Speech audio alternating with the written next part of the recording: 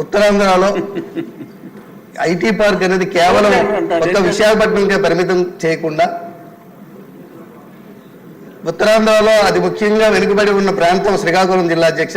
అందులో హెచ్ఎల్ నియోజకవర్గం మన ఇంటర్నేషనల్ ఎయిర్పోర్ట్కి కేవలం 50 కిలోమీటర్ల దూరంలో ఉంది. అనువైన స్థలం ఉంది, హైవే పక్కన. కాబట్టి అటువంటి ప్రాంతంలో మాకు డాక్టర్ బిఆర్ అంబేద్కర్ యూనివర్సిటీ ఉంది అధ్యక్ష, IIIT ఉంది అధ్యక్ష. ఇటువంటి ఎడ్యుకేషన్ హబ్ ఉన్నటువంటి ప్రాంతం హెచ్ఎల్ కాబట్టి ఆ ప్రాంతంలో కూడా ఐటీ హబ్ని ఇంట్రడ్యూస్ చేయవలసిందిగా గౌరవ మంత్రివర్యుల్ని మీ ద్వారా కోరుతున్నాను అధ్యక్ష. Thank you. మంత్రి గారు. అధ్యక్ష, ఇప్పటికీ ఇష్యూ పైన వంశకృష్ణ గారు, గంటా శ్రీనివాస్ గారు, విష్ణు కుమార్ రాజు గారు, ఈశ్వరరావు గారు మాట్లాడటం జరిగింది అధ్యక్ష. రాష్ట్ర విభజన తర్వాత 2014లో చంద్రబాబు నాయుడు గారి నాయకత్వంలో ఒకే రాష్ట్రం ఒకే రాజధాని, కానీ అభివృద్ధి వికేంద్రీకరణ జరగాలి, రాజధాని ప్రకటించేటప్పుడు చాలా స్పష్టంగా ఐటీ మొత్తం విశాఖపట్నం తీసుకొస్తామని ఆనాడు ఆయన చెప్తాం జరిగింది అధ్యక్ష. చంద్రబాబు నాయుడు గారి చొరవ వల్ల ఈరోజు ప్రపంచంలో ఎక్కడికి వెళ్ళినా 20% మంది ఐటీ రంగంలో తెలుగులు ఉంటాం. నిజంగానే మనందరం గర్వపడాల్సిన అవసరం ఉంది అధ్యక్ష. కానీ వాళ్ళు మన రాష్ట్రంలో పనిచేసేదానికి సరైన ఎకో సిస్టమ్ లేకపోతాం అనేది చాలా చాలా బాధాకరం. 2014 నుంచి 2019 మధ్యన ఒకసారి మనం చూస్తే అధ్యక్ష, సుమారుగా 150 కంపెనీలు 50,000 మందికి ఉద్యోగాలు కల్పించడం కూడా జరిగింది అధ్యక్ష. ఈ పరిశ్రమలని ఆనాడు తీసుకొచ్చాం. అంతేకాకుండా అనేక సందర్భాల్లో కాన్క్లేవ్స్ కూడా ఏర్పాటు చేసి వైజాగ్ను ఒక ఫోకస్ ఏరియాగా తీర్చిదిద్దడం జరిగింది. ముందు చూపుతో డేటా సెంటర్ పాలసీ ఆనాడు తీసుకొచ్చి అదానితో కూడా ఒప్పందం కుదుర్చుకుని వాళ్ళు కూడా ఆనాడు భూములు కేటాయిస్తాం జరిగింది, శంకుస్థాపన చేస్తాం జరిగింది. కానీ అది ఆగిపోతాం జరిగింది అధ్యక్ష. 2019 నుంచి 24 చూస్తే అధ్యక్ష ఎలాంటి యాక్షన్ లేదు, ఒక్క కాన్క్లేవ్ జరగలేదు, ఒక్క పరిశ్రమ రాలేదు అధ్యక్ష. ఒక మంత్రిని బాధాకరమైన పరిస్థితి ఏంటంటే ఆనాడు ఒక మంత్రిని అడిగారు అధ్యక్ష, ఆ రేస్ ఏదో హైదరాబాద్లో జరుగుతుంటే ఇది మీరు ఎప్పుడు తీసుకొస్తారు ఆంధ్ర రాష్ట్రానికంటే కోడి ఇంకా గుడ్డు పెట్టలేదు, లేదంటే గుడ్డు కోడి పెట్టలేదు ఏదో చెప్పాడు అధ్యక్ష. అది దేవుడి తెలియాలి ఏం చెప్పాడు.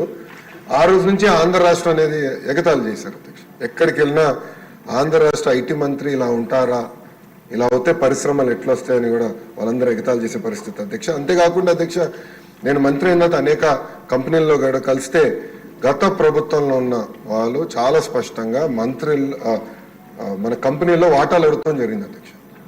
వాటాలు అడిగారు అధ్యక్ష. దానివల్ల ఆ కంపెనీలన్నీ వెనక్కి వెళ్ళిపోయినాయి. అంటే ఐటీ కంపెనీల్లో కూడా వాటాలు అడిగే పరిస్థితి వీళ్ళు వచ్చారు అధ్యక్ష. ఇంకేం చెప్పాలి అధ్యక్ష. ఇంతేకాకుండా పెద్దలు అన్నట్టు నిక్సీ కూడా నాడు పట్టించుకోలేదు, STPIకి ఇవ్వాల్సిన భూములు కేటాయించలేదు. ఇంకా మిలేనియం టవర్ phase 2 వచ్చే గల అక్కడ మన సచివాలయం పెడతామని మొత్తం డ్రామా నడిపించారు అధ్యక్ష. సచివాలయం పెట్టలేదు, అలానే ఐటీ కంపెనీలు కూడా అది కేటాయించలేదు అధ్యక్ష. దానివల్ల ఆంధ్ర రాష్ట్ర యువకులు చాలా చాలా నష్టపోతాం జరిగింది అధ్యక్ష. ఎన్డీఏ ప్రభుత్వం ఏర్పడి కరెక్ట్గా 5 నెలలు అయింది అధ్యక్ష. 5 నెలల్లో నేను ప్రధానంగా చేసింది ఏంటంటే ఉన్న ఐటీ కంపెనీలు అందరితో నేను మాట్లాడటం జరిగింది అధ్యక్ష. అంటే ఆంధ్ర రాష్ట్రంలో ఉన్న ఐటీ కంపెనీలు అందరితో 1-on-1 మీటింగ్ పెట్టాను. చిన్న కంపెనీలు అయితే వైజాగ్లోనే నేను ఐటీ సార్ నాయకత్వంలో, ఐటీ సార్ కాదు మన ఐటాప్ నాయకత్వంలో నేను సమావేశం కూడా ఏర్పాటు చేసుకుని అక్కడ వాళ్ళు ఎదుర్కొన్న సమస్యలు ఏంటి, ఇంకేం చేస్తే బాగుంటుందని కూడా వాళ్ళతో సుదీర్ఘంగా చర్చిస్తాం జరిగింది అధ్యక్ష. ఇప్పుడే పెద్దలు గంటా శ్రీనివాసరావు గారు చెప్పినట్లు TCS ఆల్రెడీ కమిట్ అయింది. TCS అనేది వస్తుంది, దాంట్లో ఎలాంటి సందేహం లేదు. విష్ణు కుమార్ రాజు గారు ఎప్పటికల్లా వస్తుందని అడిగినట్టున్నారు. 3 నెలలు టైం ఇవ్వండి తప్పనిసరిగా, ఎందుకంటే ఎగ్జిస్టింగ్ బిల్డింగ్స్కి చిన్న ఏర్పాట్లు చేయాల్సిన అవసరం ఉంది. 3 నెలల్లో తప్పనిసరిగా TCS విశాఖపట్నంలో ప్రారంభిస్తున్నారు. అంతేకాకుండా ముందు చూపుతో వాళ్ళని నేను చంద్ర సార్ని కోరాను, మీరు క్యాంపస్ ఏర్పాటు చేయాలి విశాఖపట్నంలో అంటే ఆయన ఒప్పుకున్నారు. దానికి ఆల్రెడీ భూములు కూడా మేము ఎత్తుకుతున్నాం. దానిపైన కూడా నేను చాలా క్లియర్గా 2-3 చెప్పిన తర్వాత దాన్ని కూడా వస్తాను అధ్యక్ష. పెద్దలు వంశకృష్ణ గారు అడిగినట్లు అధ్యక్ష, ఇక్కడ ఎకో సిస్టమ్ కూడా ఏర్పాటు చేయాలి. దాంట్లో భాగంగా నేను కూడా ఐటీ కంపెనీలు అందరితో మాట్లాడినప్పుడు ఇన్ఫోసిస్తో కూడా మాట్లాడాను. వాళ్ళని కూడా ఒక క్యాంపస్ ఏర్పాటు చేస్తే బాగుంటుందని వాళ్ళని కోరాను. వాళ్ళు కూడా ఆల్రెడీ భూములు ఎత్తుకుతాం జరుగుతుంది అధ్యక్ష. ఏదో ఒక బిల్డింగ్ 500-600 కాదు, క్యాంపస్ అనేది అవసరం ఉంది. దానికి వాళ్ళకి భూములు కూడా ఇప్పుడు ఎత్తుకుతాం జరిగింది, మొదలుపెట్టాం అధ్యక్ష. నేను అనుకుంటా మ్యాక్సిమం ఒక 6 monthsలో కొబ్బరికాయ కొట్టచ్చు నేను ఆశిస్తున్నాను. దానికి నేను చాలా కష్టపడుతున్నా. మీరు 20,000 ఉద్యోగాలు అడిగారు అధ్యక్ష. 5 సంవత్సరాలు 20,000 ఉద్యోగాలు నా టార్గెట్ కానే కాదు.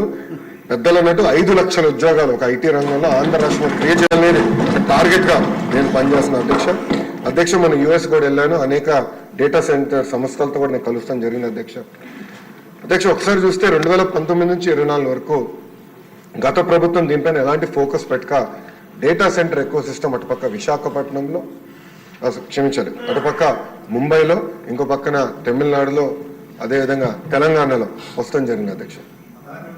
అదే కానీ మనం కానీ ఆనాడు తీసుకొచ్చిన పాలసీ ముందలు తీసుకెళ్ళుంటే Visakhapatnam data center capital of the world అయ్యేది అధ్యక్ష. మనం చూస్తే డేటా సెంటర్స్ లో ప్రపంచవ్యాప్తంగా ప్రతి సంవత్సరం $300 బిలియన్, $300 బిలియన్ ఖర్చు పెట్టిపోతున్నారు అధ్యక్ష ప్రతి సంవత్సరం. నా లక్ష్యం $100 బిలియన్ భారతదేశానికి రావాలి, దాంట్లో ఎక్కువ శాతం ఆంధ్ర రాష్ట్రానికి రావాలనేది నా లక్ష్యం అధ్యక్ష.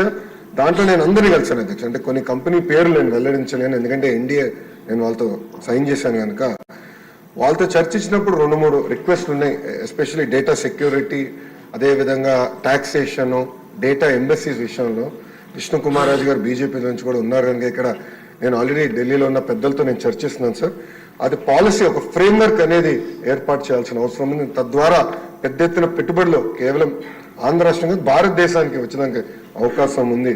అది ఆల్రెడీ మేము చర్చలో ఉన్నాం అధ్యక్ష. వంశకృష్ణ గారు అడిగినట్టు ఒక సోషల్ ఎకో సిస్టమ్ అనేది చాలా చాలా అవసరం అధ్యక్ష. దాంట్లో ఎయిర్పోర్ట్ ఒక భాగం. భోగాపురం ఎయిర్పోర్ట్ విషయంలో చంద్రబాబు నాయుడు గారు ఇప్పటికీ చాలా స్పీడ్గా పనులన్నీ పరిగెత్తిస్తున్నారు అధ్యక్ష. అంతేకాకుండా భారతదేశంలోనే అతిపెద్ద కన్వెన్షన్ సెంటర్ కూడా ఏర్పాటు చేసే దిశగా మన ప్రభుత్వం పనిచేస్తున్న అధ్యక్ష. అది విశాఖపట్నానికి వస్తుంది అధ్యక్ష. అంతేకాకుండా ఎయిర్పోర్ట్స్, క్షమించాలి, హోటల్స్ కూడా అధ్యక్ష.